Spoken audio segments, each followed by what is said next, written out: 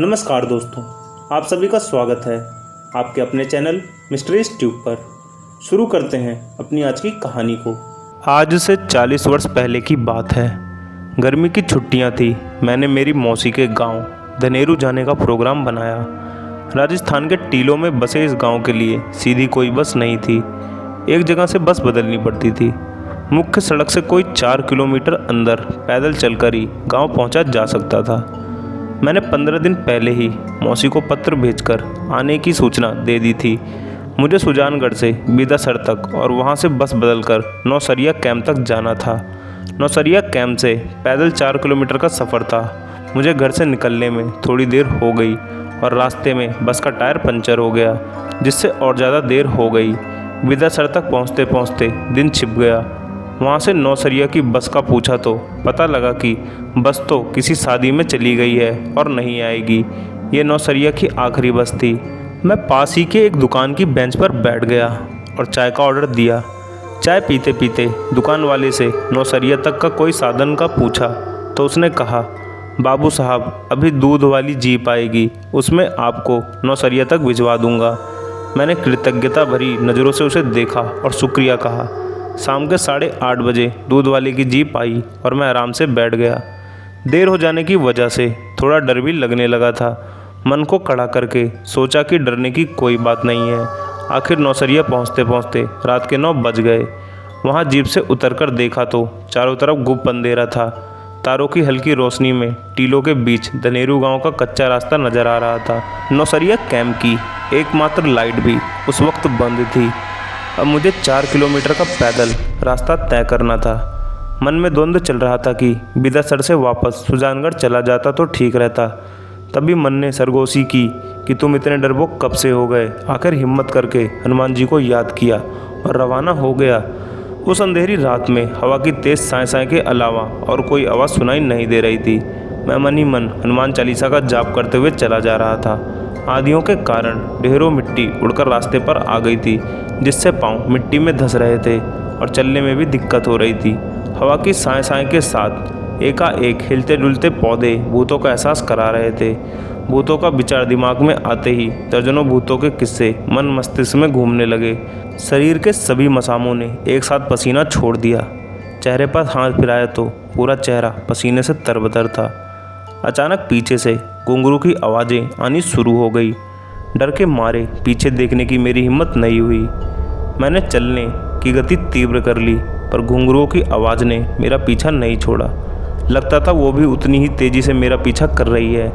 आखिर हिम्मत करके पीछे मुड़कर देखा तो ऊपर की सांस ऊपर ही रह गई।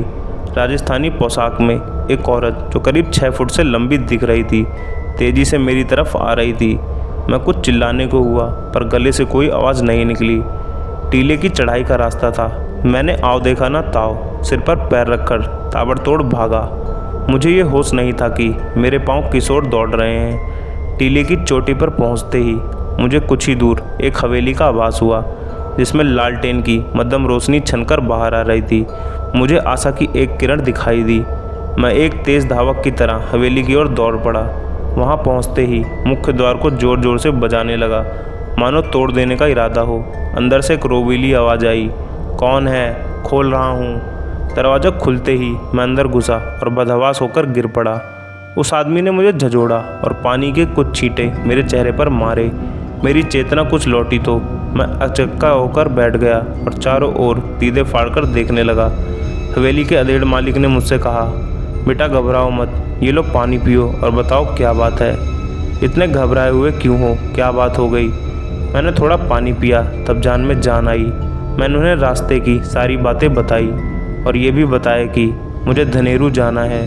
उन्होंने अपना परिचय दिया और बताया कि वे इस पूरे इलाके के जागीरदार हैं। उन्होंने अपना नाम ठाकुर करणी सिंह बताया। बातों बातों में उन्होंने पूछ लिया कि धनेरू में किसके यहाँ जाना है। मैंने बताया, भंवरलाल जी तेराश्री के यहाँ। वे मेरे मौसा जी हैं। ये सुनकर ठाकुर साहब बहुत खुश हुए और बताया कि वे हमारे गुरु हैं। उन्होंने मुझे बताया कि आज अमावस की रात है, इसलिए रात को इस रास्ते से कोई नहीं आता। दर्जनों अनजान लोग इस रास्ते में मारे जा चुके हैं। तुम्हारी जान बच गई, गनीमत है। उनके इतना कहते ही एक नौकर पीतल के नक्काशी किए हुए बर्तनों में चाय ले आया। मुझे चाय की खुशबू मदहोश किए दे रही थी। चाय के बाद ठाकुर साहब ने कहा कि चलो तुम्हें हवेली दिखा देते हैं, तब तक भोजन बन जाएगा। अब मेरी नज़र पहली बार हवेली पर पड़ी तो आश्चर्य का ठिकाना ना रहा। हवेली किसी राजा के महल से कम न थी। 2 मंजिल में बनी इस भव्य हवेली में 20 कमरे और एक लंबा चौड़ा दलान था। ठाकुर साहब मुझे हवेली और अपने पुरखों का इतिहास बताने लगे। आधे घंटे में पूरी हवेली दिखा दी। दर्जनों नौकर चाकर अपने काम में मशगूल थे। तब तक खाना बन चुका था। भोजन में तरह तरह के व्यंजन, 4 सब्जियां, रोटी, दाल चावल, हलवा, खीर आदि ना जाने कितनी चीज़ें थी। मैं चंबे में था कि इतनी जल्दी ये चीज़ें कैसे बन गई। मैंने छक्कर भोजन किया और इतने लजीज भोजन के लिए ठाकुर साहब को धन्यवाद दिया। उन्होंने कहा कि सुबह मेरा आदमी ऊँट गाड़ी से तुम्हें धनेरू छोड़ देगा। मैंने पुनः उनका शुक्रिया किया और सोने की इजाज़त मांगी। उन्होंने नौकर को आंख से इशारा किया। नौकर मुझे एक आलीशान कमरे में ले आया, जिसमें एक कोने में लकड़ी का नक्काशीदार पलंग, दूसरे कोने में एक मेज, कुर्सी, एक तिपाई पर एक पीतल का सुंदर गुलदान और पलंग के कोने में तिपाई पर पीतल की सुंदर सुराही जिसमें पानी भरा था। दरवाजे का पर्दा लगाकर नौकर बोला, बाबू साहब किसी भी चीज़ की ज़रूरत हो तो पुकार लेना, मैं बाहर ही लेटा हूँ। मैंने कहा ठीक है और मैं नरम बिस्तर के हवाले हो गया। मुझे आश्चर्य हो रहा था कि हवेली में बिजली नहीं थी, फिर भी कमरे का तापमान 20-21 डिग्री के आसपास था, जबकि रास्ते में बाहर का तापमान 35-36 डिग्री से कम नहीं था। मैं लिहाफ में दुबक कर घोड़े बेचकर सो गया। ऐसी घनघोर नींद आई कि पूछो मत। मैं शाम को मौसी के घर पहुंचने वाला था। आज तक ऐसा नहीं हुआ था कि मेरे सूचना देने के बाद मैं न पहुंचा हूं। मौसी और मौसा जी को पूरी रात चिंता रही कि मैं पहुंचा क्यों नहीं। रात तो उन्होंने जैसे तैसे काट दी। सुबह जल्दी मेरी तलाश में निकल पड़े। ये तो उन्हें मालूम था कि बिदासार से चलने वाली बस कल नहीं आई थी। ढूंढते ढूंढते उन्होंने मुझे एक टीले पर अचेत अवस्था में देख लिया। मुझे नींद में लगा कोई मुझे झंझोड़ रहा है, पर सच में ही मुझे कोई उठा रहा था। मैंने मिचमिचाकर आंखें खोली तो ऊपर नीला आकाश दिखाई दिया। मैं मन ही मन सोचने लगा, मैं तो रात को कमरे के अंदर सोया था, ये खुला आकाश कैसे नज़र आ रहा है। नज़र घुमाकर दाईं ओर देखा, जहाँ रात को तिपाई पर सुराही रखी थी, वहाँ तिपाई या सुराही का नामो निशान तक न था। हाँ, एक मिट्टी की हांडी राख के ढेर पर रखी हुई थी। मैं जिस आलीशान पलंग पर सोया था उसको देखने की कोशिश की तो वहाँ कुछ न दिखाई दिया। मैंने अपने आप को टीले की रेत पर सोया हुआ पाया। चारों तरफ आक और मासे के पौधे और जगह जगह राख की ढेरियाँ और हंडियाँ नजर आ रही थी। मुझे विश्वास हो गया ये कोई शमशान है। मुझे पागलों की तरह इधर उधर देखते मौसा जी ने मुझे पुनः झकझोड़ा। तब मेरी चेतना जागृत हुई। मैंने मौसा जी से कहा, मैं यहाँ कैसे आ गया? मैं तो ठाकुर साहब की हवेली में सोया था। मौसा जी ने पूछा, कौन ठाकुर साहब? मैंने कहा, इस एरिया के जागीरदार ठाकुर करण सिंह जी। और कौन? उन्हीं के यहाँ तो मैं मेहमान था। मौसा जी ने फटी आंखों से मुझे देखा और बोले, ठाकुर साहब को मरे तो 30 वर्ष हो गए हैं। इसी टीले पर उनकी हत्या कर दी गई थी। मेरा मुंह आश्चर्य और भय के कारण खुला का खुला रह गया। मौसा जी ने मुझे उठाया और ऊँट पर बैठने में मदद की।